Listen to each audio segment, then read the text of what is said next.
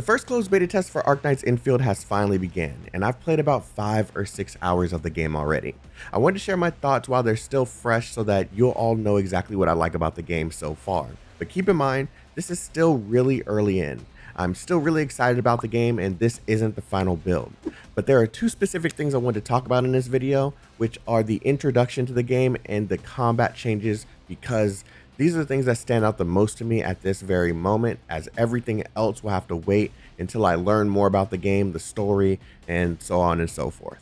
As the first closed beta for Arknights Endfield began, we all got to experience the brand new introduction sequence. This was super exciting because not only did they present the game in an engaging and beautiful way, but they tied in a lot of Arknights connections into this introduction.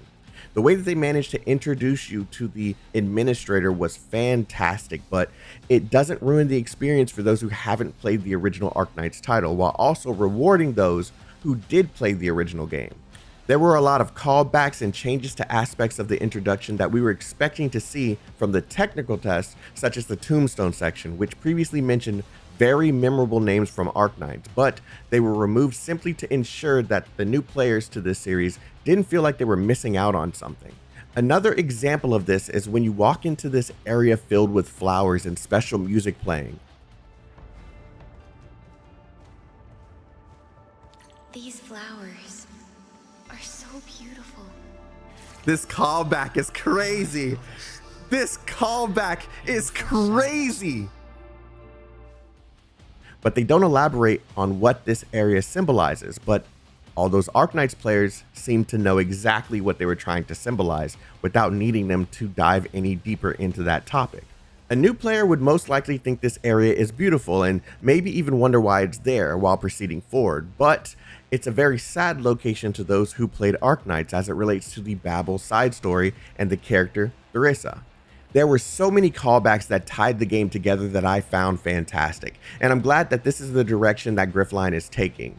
Connecting Arknights lore to this game is going to help this game become the 3D Arknights RPG that I wanted when the original game was released. Seeing characters and flashbacks of situations important to the main character is going to build that emotional tie to the game that will be required to get hooked on the story.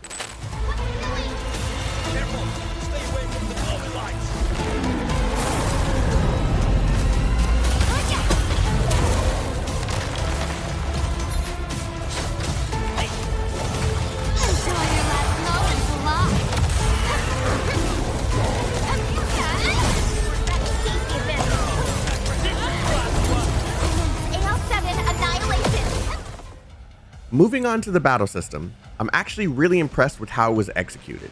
If you remember the technical test from a year ago, the combat system was much slower and had a lot of ideas coming from the MMORPG genre with a little bit of action combat mixed in. To me, this system was great as it was a base concept that simply needed more depth and some reworks. Going into this beta, I had already read an interview talking about the upcoming beta, which left me feeling unsure of the decisions made to revamp the combat. Now that I've finally played the combat, I'm actually very pleased with the result of these changes. However, I do miss the ability to slow down the combat when selecting where abilities were going to be executed. But everything about this new system feels right. I will admit that with the new system being more action and timing focused, the ability to slow down the combat would make it way too easy and wouldn't fit this new system in any aspect. This new system is just as focused on strategic play as the system from the technical test, but the execution's different. The combat is much faster than before, but you must carefully plan when to use your abilities, as the SP gauge is a shared resource between all 4 characters in your party. You start with 2 bars of SP that can reach a maximum of 3 bars after filling it up by using final blows from your basic attack. There are also various classes with different purposes. For example, Snowshine is a defensive unit who can parry the enemy abilities after timing her skill, as she responds by countering these attacks back at our enemies. While Chen is a guard that specializes in DPS and lifting the enemy into the air, which leaves openings for knockdowns and knockback attacks. Each role is given a purpose, and everything just flows well together. I'm still learning about this combat system, so I'll give you a detailed review of the combat as well as other aspects of the game after the beta is over, but I truly think that this is the right step in the right direction for Arknights Endfield. So, what did I think overall? Well, I'm enjoying my experience on Talos 2, learning about the characters, the world, the combat, and the motivations of Enfield Industries.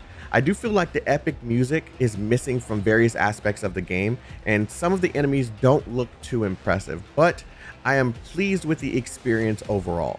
I'm hoping that the difficulty ramps up as I continue to progress with my characters and build them in a way that pleases me. There's still so much to learn, but I figured I'd go ahead and share my day one experience before diving back in any deeper to the game tonight when I start streaming again.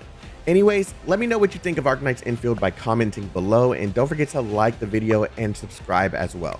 Have a wonderful day, stay healthy, stay safe, and stay chaotic. Peace out, everyone.